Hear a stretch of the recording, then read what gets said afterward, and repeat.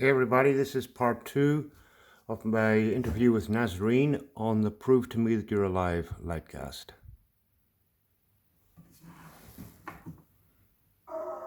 And again, you take people at their word, and again, using the word hope. You hope that they're sincere and they're being truthful. And then on the other hand, you look at history and how it works and how it repeats itself and how the cabal deceive and run this world and deceive us. And if everybody's hope is built up by this man, and suddenly he's removed, and he's in on it himself even, yeah,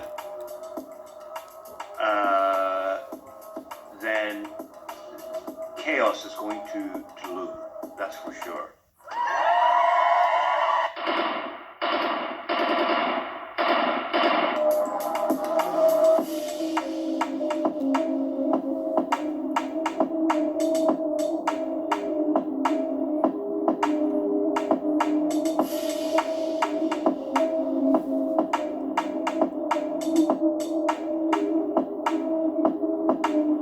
Prove to me that you're alive.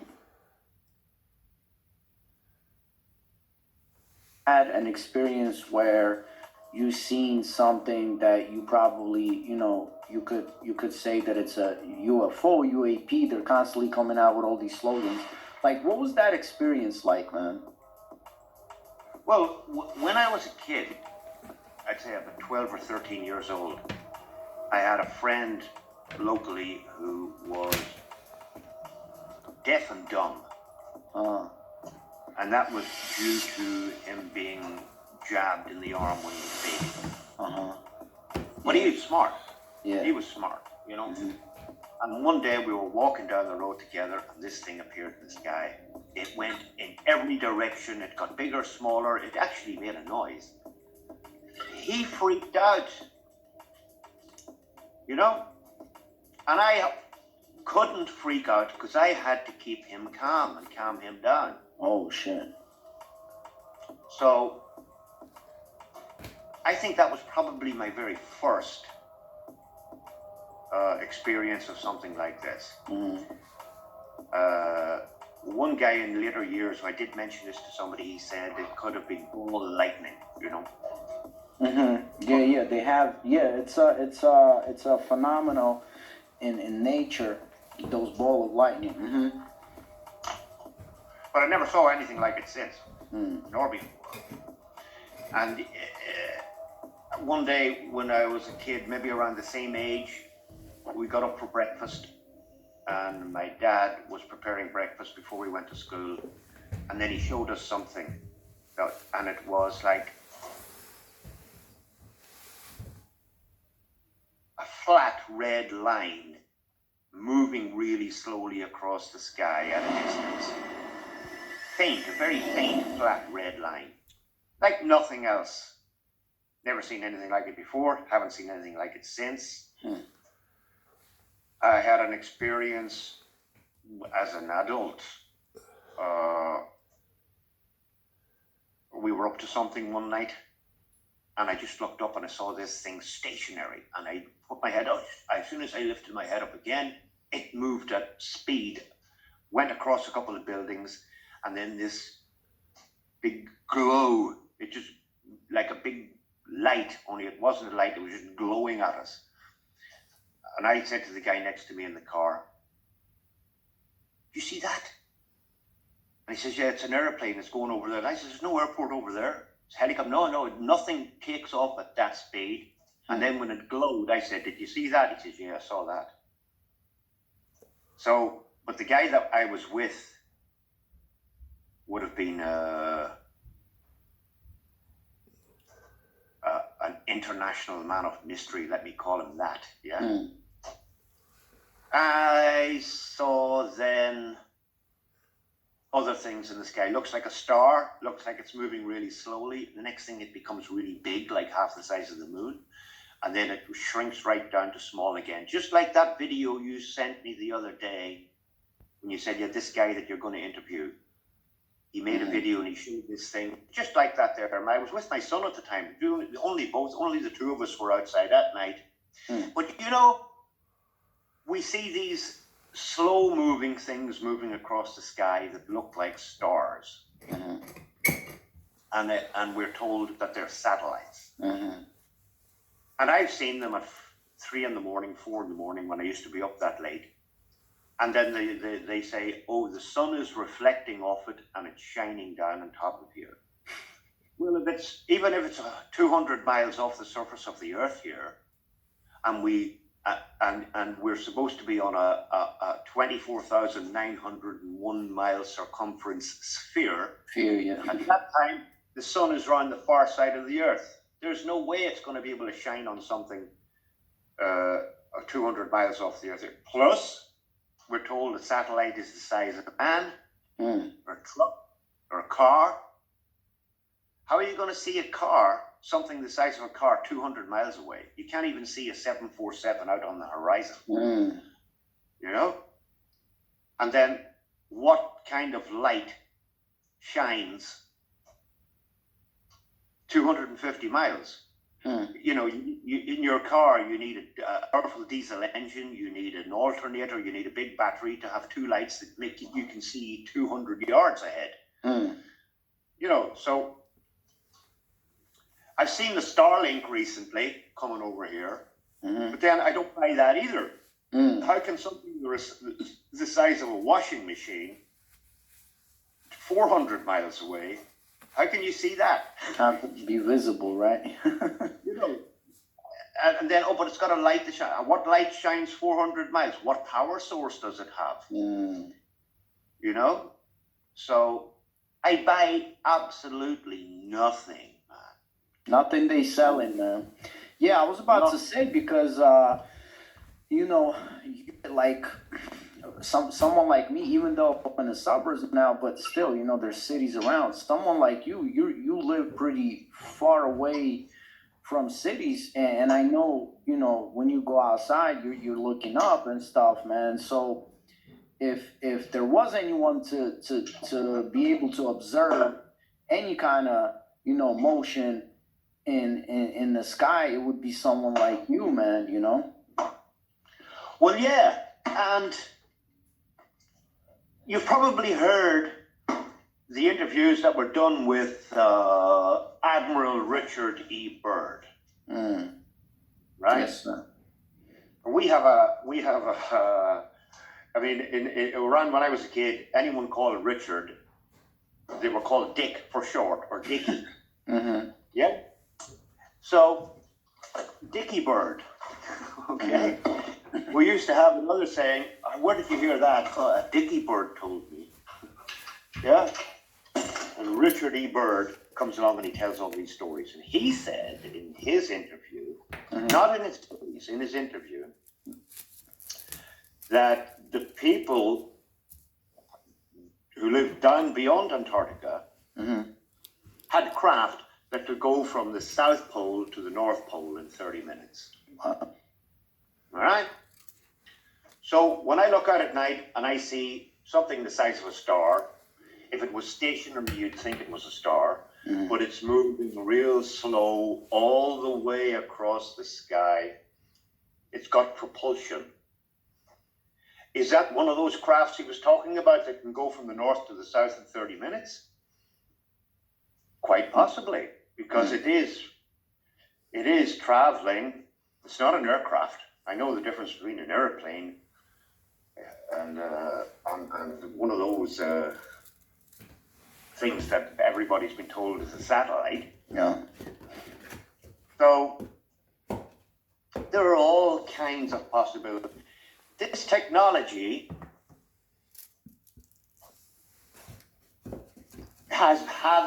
must have been around from the dawn of time. Of course, we are locked in a prison and it's fed to us slowly and it's built slowly. And then programming through Hollywood and TV and Disney and the rest of it, we're fed bit by bit by bit by bit, something which people start to believe is coming to us. It's on its way to us. But then, as I say, it's been around since the dawn of time. Mm. We've been kept in the dark. Someone said recently that the humanity can go from horse and buggy to Hadron Collider in 200 years. Less, man. They're trying to tell us in 100 years. Yeah, in 100 years. Mm-hmm. I mean, they say the Wright brothers flew their first craft in 1903, and then in fucking 1969 off to the moon, and they got Concorde, and they're crossing the Atlantic in 3 hours. Landing on the moon. Excuse me, landing on the moon. Yeah. A pile of man. grey dust that reflects light to 250,000 miles is unreal. So listen. These objects that you are observing that are illuminating in the sky, obviously, they're far away, which means if you see them, they're not that small. Secondly, what kind of power is powering them? You're talking about Richard E. Byrd. So what are your thoughts that it could possibly be something coming from civilizations that are beyond Antarctica? It could be. Mm. I would lean towards it. I would Okay. lean towards that they have higher technology hidden from us in this. Have you ever looked into the secret space program? I mean, yeah. Not the one that we're told about, but the secret space program. Mm-hmm. There was an interview done by Kerry Cassidy Mm-hmm. on a guy from the secret space program. You're giving me some good names. What is her name? Carrie? Kerry Cassidy. Cassidy. Uh-huh. I'll try and find out. I'll try and find something for her and send it to you. I'm looking up Carrie Cassidy. I am familiar though with the secret space program, but take it away, man. Talk about it, baby. This is so interesting. Well, I don't trust her for a start, yeah? Mm-hmm. But anyway, she interviewed this guy who was 94 years old. He was explaining the secret space program to her. Mm-hmm. Now, he was saying it in such a way like we were heliocentric, and he was talking about planets. Pre-1958 dictionaries say on the word planet was PLANE'. And the definition was an extension on a plane. Oh, shit. Mm-hmm. A planet. Mm-hmm. But then, of course, they see these lights in the sky, and our moving stars, our local moving stars, Mars, Jupiter, Venus, all that lot, don't move according to what the rest of the stars do. Mm-hmm. So they call them planets, and they've obviously told the world that they're solid round balls flying around in a scientifically impossible infinite space vacuum. Right? But in fact, they may be lands beyond Antarctica out into the ocean. The ocean is level and most likely endless, limitless in a way where we don't know its limits.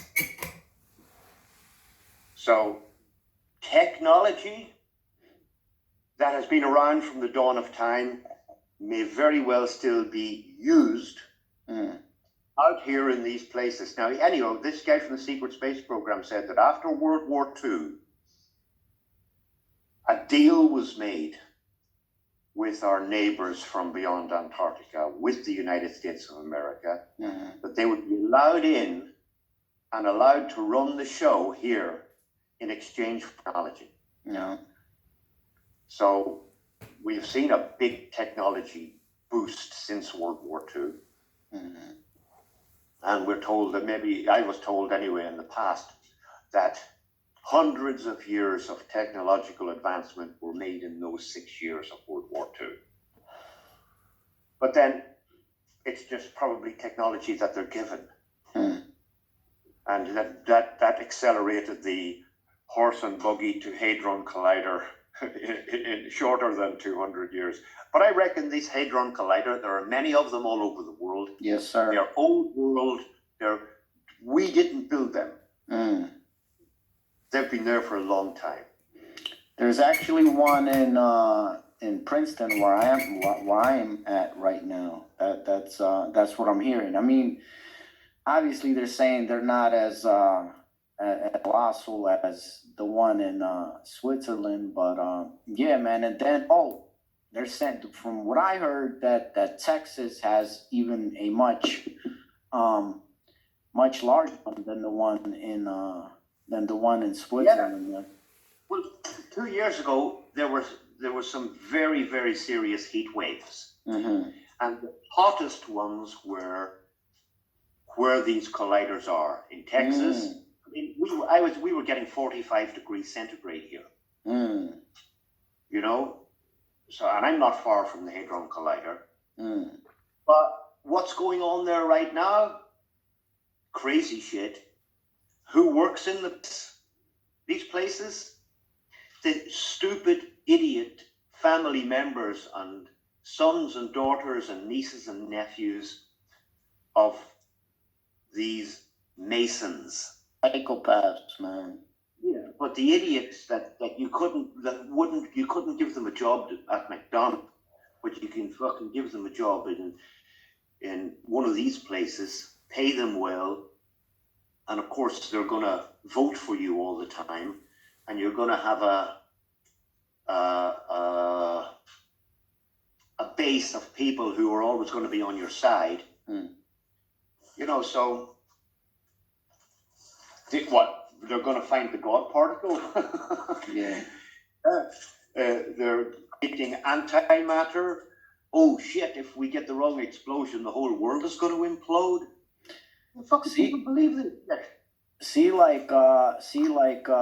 Yeah, about, you know, like, blowing up the world and everything like that is one thing. To me, like, the big thing is, right, like, let's say if they're really colliding these particles or whatever, if there are, let's say, talks of accidentally opening up like black holes, and because I mean they've been openly talking about this, but basically what they're saying is, well, if we do open up a black hole, it's not significant. And then I'm like, what the fuck? Like what are you talking? Like you're opening up black holes? Like what the fuck are you talking about? What I'm leading to is they themselves don't know what the fuck they're talking about. Just like you so correctly noticed just now, they don't know what the fuck they're doing, you know, and the rest of the population is pressured to constantly be on this hamster wheel, you know, moving 1,000,000 miles an hour, man. And you know what I mean? And like no one's whatever. We're fucking passive, man. We're passive until the whole shit starts to implode back on us, man, you know? Yeah.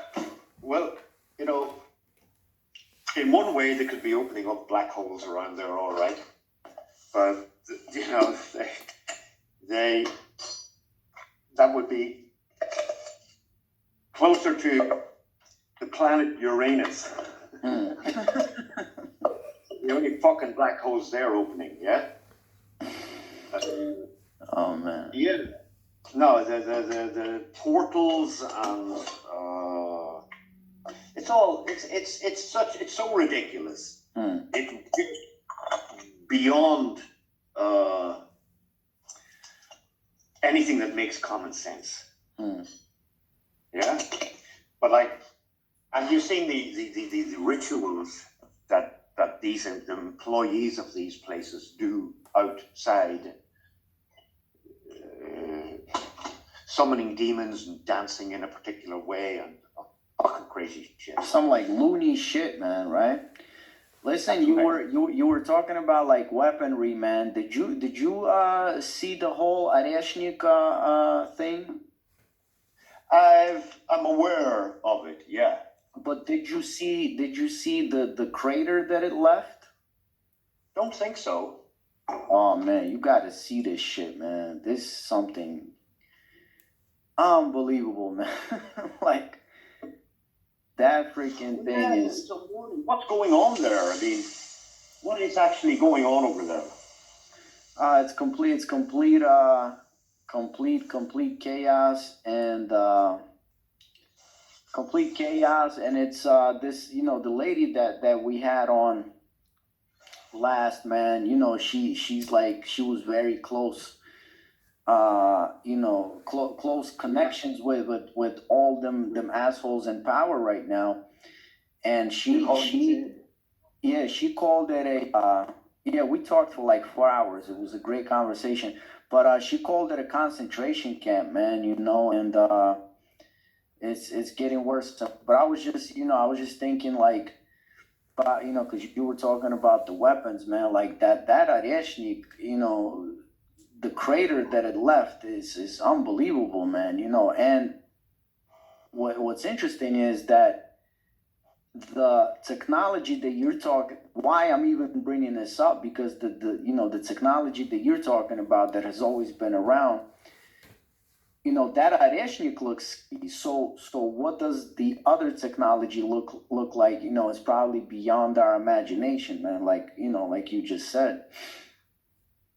Well, fuck, I mean, if they pull out the baby that you caused the Carolina Bays, that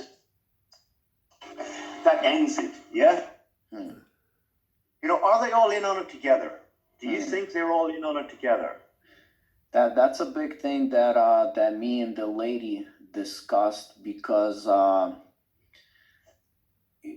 told her, like, I was, see, the whole thing about Putin, right? And for a lot of people don't know, but for a lot of people in Russia, it's this holy war that's happening right now. I'm talking about the regular population. For them, it's once again the West coming to take them down, because in their heads, it's always been happening, from Napoleon to Hitler to, like, they can't leave us alone, right? But I'm telling this lady that obviously the Soviet Union didn't just break up by itself. It wasn't just three drunk dudes together and like, oh, let's break this big ass empire up. Like, obviously, it was the same people that all of a sudden decided that we don't need this thing anymore. They came in, they started, robbing the shit out of the newly independent countries.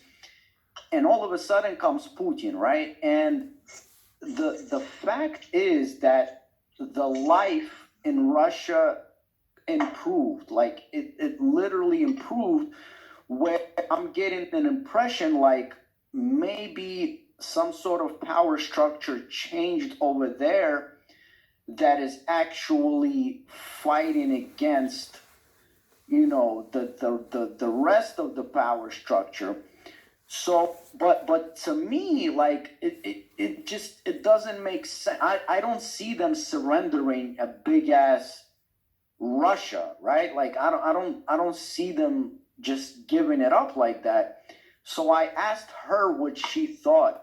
I'm gonna, like I said, we talked for 4 hours. I'm gonna release the rest of the interview later, but she's saying that she thinks that Putin and whatever and his surroundings somehow gained enough power to be able to break away from the rest of the establishment and are now trying to fight them. In my head, knowing what I know, I would hope so, but I don't see how that's possible. So what do you think? Do you even think something like that is even possible in our day and time? And if it's not possible, then what the hell is going on? Well, like you, I hope it's correct what you say, that he's going to take them on, but they're going to go down kicking and screaming, and they're going to leave a wasteland behind for for them to clean up. The chief spent 8 years in Puerto Rico.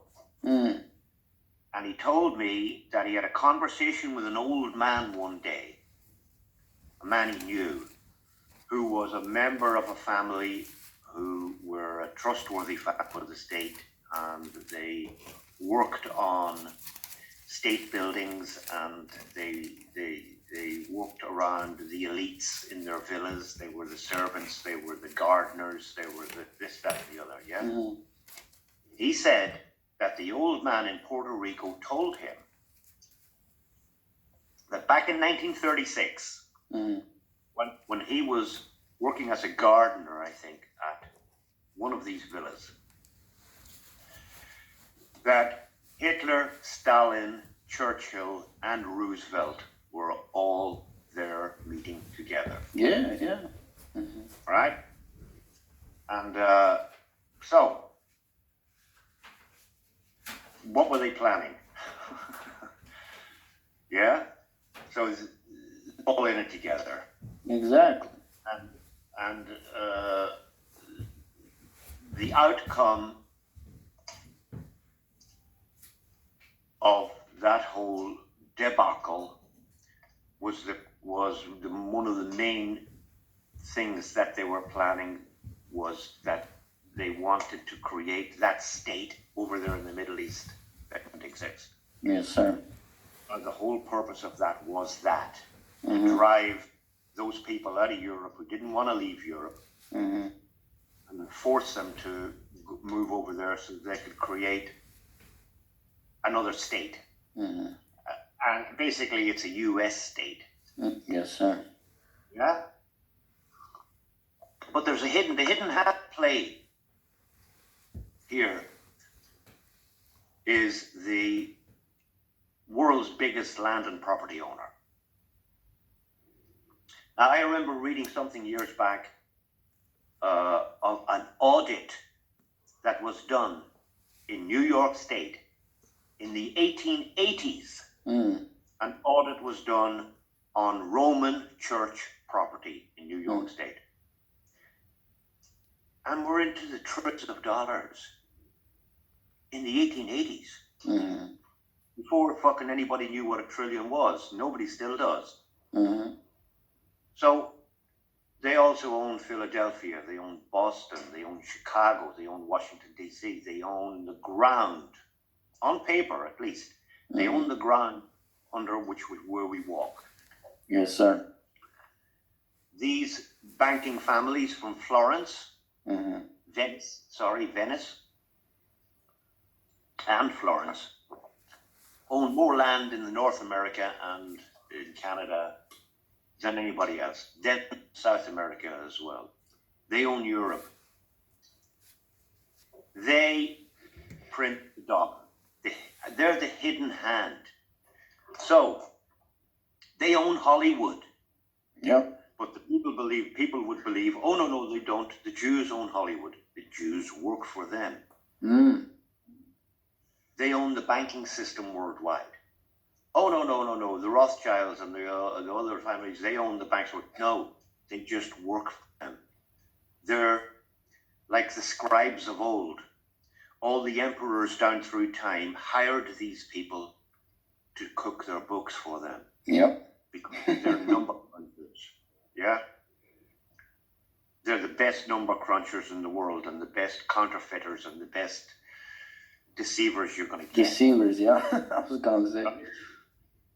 But the rest of the world is pointing the finger at the Jews, and the Jews are not guilty. Jewish people are definitely not guilty of anything. I mean, the regular folks, yeah, man, of course. Yeah, right? But and there are more Christian Zionists than there are Jewish Zionists. Yeah? You got fucking Buddhist Zionists and Hindu Zionists and Islamic, Muslim Zionists, I wouldn't say Islamic, but Muslim Zionists as well. And it's just Zionism is an attitude, a bad attitude. An idea, yeah. Someone who believes he is superior to you, looking down on you, seeing you as inferior to him. Prove to me that you are life.